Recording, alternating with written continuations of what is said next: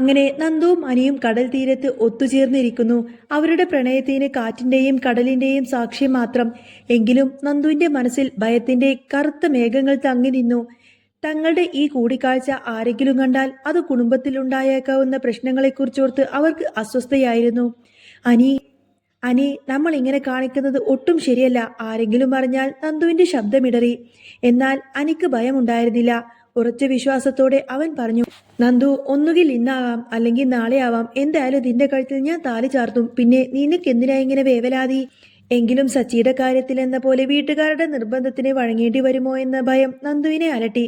എനിക്കൊരു നല്ല ആലോചന വന്നാൽ അച്ഛനും അമ്മക്കും വേണ്ടി എനിക്കത് വഴങ്ങേണ്ടി വന്നേക്കാം, അവൾ അമർഷത്തോടെ വിഷമത്തോടെ തന്നെ പറഞ്ഞു. നന്ദുവിന്റെ വാക്കുകൾ അനിയെ വേദനിപ്പിച്ചു. അപ്പോൾ നല്ലൊരു ആലോചന വന്ന നീ എന്നെ മറന്ന് മറ്റൊരാളോടൊപ്പം പോയി ജീവിക്കുമോ? അവൻ നിസ്സഹായനായി ചോദിച്ചു. എനിക്കറിയാം നീ അങ്ങനെ ചെയ്യില്ലെന്ന്. അനിയുടെ വിശ്വാസങ്ങൾക്ക് മറുപടിയായി നന്ദു പറഞ്ഞു.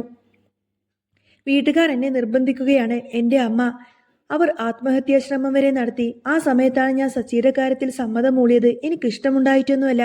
എത്രയും പെട്ടെന്ന് എന്റെ കുടുംബാംഗങ്ങളുടെ മനസ്സ് മാറാനായി നമുക്ക് പ്രാർത്ഥിക്കാമെന്നും പറഞ്ഞ് അനി നന്ദുവിനെ സമാധാനിപ്പിച്ചു. ഈ സമയത്താണ് ഒരു ജോൺസൺ സ്വാമി തന്നോട് പറഞ്ഞ പ്രവചനം നന്ദു അനിയോട് വെളിപ്പെടുത്തുന്നത്. മനസ്സിൽ ആഗ്രഹിക്കുന്ന പുരുഷനെ തന്നെ തനിക്ക് ജീവിതത്തിൽ ലഭിക്കും. അന്ന് ആ പ്രതീക്ഷ ഇല്ലായിരുന്നുവെങ്കിലും ഇന്നതൊരു യഥാർത്ഥമായേക്കാം എന്നവൾ വിശ്വസിച്ചു. ഇതേ സമയത്ത് തന്നെ ഹോട്ടലിൽ നിന്ന് ഭക്ഷണം കഴിച്ച് മടങ്ങുകയായിരുന്ന ആദർശും നയനയും നന്ദുവും അനിയും ഒരുമിച്ച് ബൈക്കിൽ കയറാൻ തുടങ്ങുന്നത് യാദൃശ്ചികമായി കണ്ടു. നയനയുടെ ശ്രദ്ധയിൽപ്പെട്ടതോടുകൂടെ തന്നെ ആദർശ് വേഗം കാർ ഓവർടേക്ക് ചെയ്ത് ബൈക്കിന് മുന്നിലേക്ക് വന്ന് നിർത്തി. എന്താടാ നീ ഈ സമയത്ത് ഇവളെയും കൊണ്ട്? ആദർശിന്റെ ചോദ്യത്തിൽ വാത്സല്യത്തോടൊപ്പം തന്നെ ഗൗരവമുണ്ടായിരുന്നു. നന്ദു ഡ്യൂട്ടി ഉണ്ടെന്ന് പറഞ്ഞ് വീട്ടിൽ നിന്നും ഇറങ്ങിയതാണെന്ന കാര്യം നയനെ ഓർമ്മിപ്പിച്ചു. ഇപ്പൊ എനിക്കെല്ലാം മനസ്സിലായി എന്ന് പറഞ്ഞ് ആദർശ് അനിയെ ശാസിച്ചു. ഇവളുമായി ഇങ്ങനെ കറങ്ങി നടക്കരുത്, നിന്നോട് ഞാൻ എത്ര വട്ടം പറഞ്ഞിട്ടുണ്ട്? നയനെ സാഹചര്യം വിശദീകരിച്ചു. ഞങ്ങൾക്കൊക്കെ നിങ്ങളുടെ വിവാഹത്തിന് സമ്മതമാണ്. പക്ഷേ അനിയുടെ അമ്മയും നവ്യൊക്കെ ശത്രുക്കളായി നിൽക്കുകയാണ്. ഈ വിവാഹം മുടക്കാൻ വേണ്ടി അവർ ഏതറ്റം വരെയും പോകും. നിങ്ങൾ കൂടുതൽ അടുത്തിട്ടുണ്ടെങ്കിൽ അത് നിങ്ങളുടെ ജീവിതം തകർക്കും. അന്നേരം അനി പറയുന്നുണ്ട്, എന്റെ ജീവിതത്തിൽ ഒരു പെണ്ണുണ്ടെങ്കിൽ അത് നന്ദു മാത്രമായിരിക്കും. മറ്റൊരാളെയും ഞാൻ ആഗ്രഹിക്കില്ല എന്ന് അനി ഉറച്ചു പറഞ്ഞപ്പോൾ ആദർശനും നയനക്കും മറുപടിയൊന്നും തന്നെ ഉണ്ടായിരുന്നില്ല. നയന വളരെയധികം ദുഃഖിതയായി. എങ്കിലും അനിയുമായിട്ടുള്ള വിവാഹബന്ധം വേർപ്പെടുത്തിയ ശേഷം ചിലപ്പോൾ അവരുടെ മനസ്സൊക്കെ മാറിയേക്കാമെന്ന് പറഞ്ഞ് ആദർശ നയനെ സമാധാനിപ്പിച്ചു. പിന്നീട് പിറ്റേ ദിവസം ആദർശ് ദുബായിലേക്ക് പോവാനായി തയ്യാറെടുത്തു. യാത്ര പറഞ്ഞിറങ്ങുമ്പോൾ ദേവയാനിക്കും നയനക്കും മുത്തശ്ശിക്കും മുത്തശ്ശനുമെല്ലാം തന്നെ വളരെയധികം വിഷമമായി. അമ്മ നൽകിയ ഉപദേശങ്ങളെല്ലാം കേട്ട് ആദർശ് യാത്രയായി. ബാൽക്കണിയിൽ നിന്നും ഇത് കണ്ട അബിയുടെ മനസ്സിൽ കുടിലതയായിരുന്നു. ചെല്ലടാ ചെല്ല്, നിനക്കുള്ള പണി ദുബായിൽ കാത്തിരിക്കുന്നുണ്ട് എന്ന് അവൻ മനസ്സിൽ പറഞ്ഞു.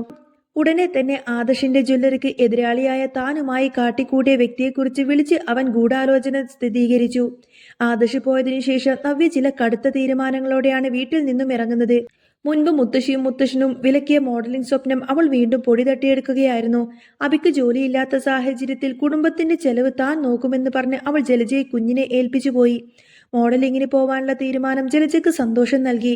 നമ്മൾ ഉദ്ദേശിച്ചതുപോലെ കാര്യങ്ങൾ മുന്നോട്ടു പോകുന്നു എന്ന് ജലജ അബിയോട് പറഞ്ഞു. നവ്യ ഈ കുടുംബത്തിൽ നിന്നും പുറത്താവാൻ ഇനി മോഡലിംഗ് ഉപകരിക്കുമെന്നും കാര്യങ്ങൾ കൂടുതൽ എളുപ്പമാകുമെന്നും അബി ഉറപ്പിച്ചു. നവ്യയുടെ മനസ്സിൽ കൂടുതൽ വിഷം കുത്തിവെക്കണം. അങ്ങനെ കുടുംബത്തിൽ കലഹമുണ്ടാക്കി തങ്ങളുടെ ഓഹരി വാങ്ങി പുറത്തുപോയി വേറൊരു വിവാഹം കഴിക്കാനായിരുന്നു അബിയുടെ പദ്ധതി. അധികം വൈകാതെ മോഡലിംഗ് വേഷങ്ങൾ ധരിച്ച് ബ്യൂട്ടി പാർലർ പോയി ജീൻസും ടോപ്പും കൂളിംഗ് ഗ്ലാസ്സൊക്കെ വെച്ച് നവ്യ തിരിച്ചെത്തി. അവളുടെ ആ ഒരു വരവ് കണ്ട് ഹാളിലുണ്ടായിരുന്ന എല്ലാവരും, മുത്തശ്ശനും മുത്തശ്ശിയും ജയലജയും അങ്ങനെ ദേവയാനിയും എല്ലാവരും ആകെ ഞെട്ടിപ്പോയി. ചേച്ചി എന്താ ഈ വേഷത്തില്ലെന്ന് നയന ചോദിച്ചു. നവ്യയുടെ മറുപടി ധിക്കാരപരമായിരുന്നു. എനിക്കിഷ്ടമുള്ള വേഷം ധരിക്കാൻ എനിക്ക് സ്വാതന്ത്ര്യം. നിന്നെ ഒന്നും ബോധിപ്പിക്കേണ്ട കാര്യമൊന്നും എനിക്കില്ല. മോളെ, കുടുംബത്തിന്റെ അന്തസ്സിന് ചേർന്നതല്ലേ ഈ പ്രവൃത്തിയെന്ന് മുത്തശ്ശി പറഞ്ഞപ്പോൾ നവ്യ പൊട്ടിത്തെറിച്ചു.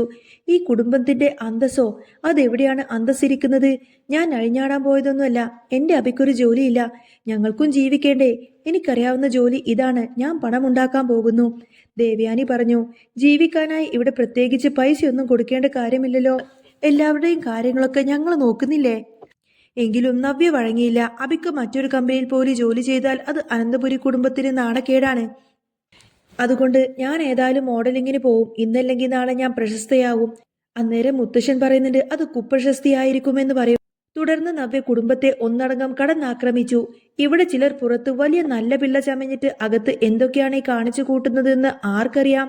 എവിടെയോ കിടന്ന ഒരു പെണ്ണിനെ ഗർഭിണിയാക്കിയിട്ട് ആ കുഞ്ഞിനെയും കൊണ്ട് ഇവിടെ കൂട്ടിക്കൊണ്ടു വന്ന് നിൽക്കും. ആർക്കും ഒരു പ്രശ്നവുമില്ല. ഞാൻ മോഡലിങ്ങിന് പോകുന്നതാണല്ലേ നിങ്ങളുടെയൊക്കെ പ്രശ്നം. ആദ്യം നിങ്ങൾ ആ പ്രശ്നമൊന്ന് പരിഹരിക്കാൻ നോക്ക്. നയനയും അവളുടെ കുഞ്ഞിനെയും സൂചിപ്പിച്ചുള്ള ഈ വാക്കുകൾ എല്ലാവരെയും നന്നായി വേദനിപ്പിച്ചു. നവ്യ പോയതിനു ശേഷം മുത്തശ്ശന്റെ ദേഷ്യം അടക്കാനാവാതെ പറഞ്ഞു, അവൾ പെണ്ണായി പോയി. അല്ലെങ്കിൽ അവളുടെ കർണ ഞാനങ്ങ് അടിച്ചു പൊട്ടിച്ചേനെ. ഞാൻ അവളുടെ അഹങ്കാരം അങ്ങ് തീർത്തേനെ. ജലജയാവട്ടെ മരുമകളുടെ പ്രവൃത്തിയെ ന്യായീകരിച്ചുകൊണ്ട് തന്നെ മുറിയിലേക്ക് പോയി. മുത്തശ്ശിക്കും മുത്തശ്ശനും മനസ്സിലായി അഭിയും ജലജയുമാണ് നവ്യയുടെ മനസ്സിൽ വിഷം കുത്തി നിറക്കുന്നത് എന്ന കാര്യം. നവ്യയുടെ ഈ പോക്ക് അപകടമാണെന്നും ഈ കുടുംബത്തിലുള്ള എല്ലാവരെയും അവൾ അകറ്റാൻ ശ്രമിക്കുകയാണെന്നും ആദർശും നയനയും സംസാരിച്ചു. അവൾ നേരെയായിട്ടില്ലെങ്കിൽ ഈ വീട് വിട്ട് പോവേണ്ടി വരുമെന്നും മുത്തശ്ശനും മുത്തശ്ശിയും ക്ഷമയുടെ അങ്ങേയറ്റത്താണ് നിൽക്കുന്നതെന്നും ആദർശ നയനയെ ഓർമ്മിപ്പിച്ചു. അതേസമയം നവ്യയെ തടയാൻ ശ്രമിച്ച നയന ഒടുവിൽ മുത്തശ്ശിയുടെ അടുത്തെത്തി. മുത്തശ്ശി ഒരു തീരുമാനമെടുത്തു. ഇതിങ്ങനെ വെറുതെ വിട്ടിട്ട് കാര്യമില്ല. ഇത്രയും കാലം ഈ വീട്ടിൽ മരുമക്കൾ അന്തസ്സോടെയാണ് കഴിഞ്ഞിരുന്നത്. പക്ഷേ ഇനി ഇതേതായാലും മുന്നോട്ട് പോവില്ല. പല സത്യങ്ങളും ഞാൻ തുറന്നു പറയേണ്ടി വരും. മുത്തശ്ശി ആർക്ക് വേണ്ടിയിട്ടാണ് ഇപ്പോഴും ആ അഭയെ സംരക്ഷിക്കുന്നത്?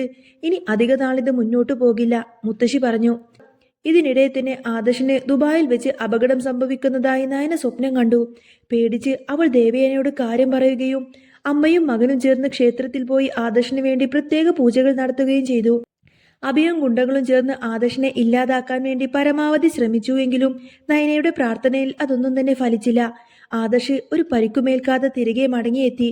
അഭിക്ക് വേണ്ടി 8ന്റെ പണി ഒളിപ്പിച്ചു വെച്ചുകൊണ്ടായിരിക്കും ആദർശിന്റെ വരവ്. ഈ സംഭവങ്ങളുടെ എല്ലാം പശ്ചാത്തലത്തിൽ മുത്തശ്ശൻ ഒരു കടുത്ത തീരുമാനം തന്നെ എടുത്തു. അഭിയുടെ രഹസ്യങ്ങൾ നവ്യയോട് വെളിപ്പെടുത്താൻ അദ്ദേഹം തീരുമാനിച്ചു. അധികം വൈകാതെ തന്നെ നവ്യ കാര്യങ്ങളൊക്കെ അറിയും. ആ നിമിഷം അഭിയുടെ അന്ത്യമായിരിക്കും. അവൻ ഈ വീട്ടിൽ തന്നെ ഇനി ജീവിക്കാൻ കഴിയില്ല. എന്നേക്കുമായി അനന്തപുരി തറവാട്ടിൽ നിന്നും പുറത്താക്കാൻ തന്നെയായിരിക്കും മുത്തശ്ശന്റെ തീരുമാനം. അങ്ങനെ ആദർശ് തിരികെ വീട്ടിലേക്ക് എത്തിയതിനു ശേഷമായിരിക്കട്ടെ മുത്തശ്ശൻ ഈ കാര്യമെല്ലാം തന്നെ നവ്യയോട് പറയുന്നത്. ആദർശ് ഗൾഫിൽ പോയി അവിടെ നിന്നും അഭി കാരണം നേരിട്ട പ്രശ്നങ്ങളെല്ലാം തന്നെ മുത്തശ്ശനും ദേവ്യാനിയും അങ്ങനെ എല്ലാവരും അറിയും. ഇനി ഏതായാലും അഭിയെ വെറുതെ വിട്ടിട്ട് കാര്യമില്ല.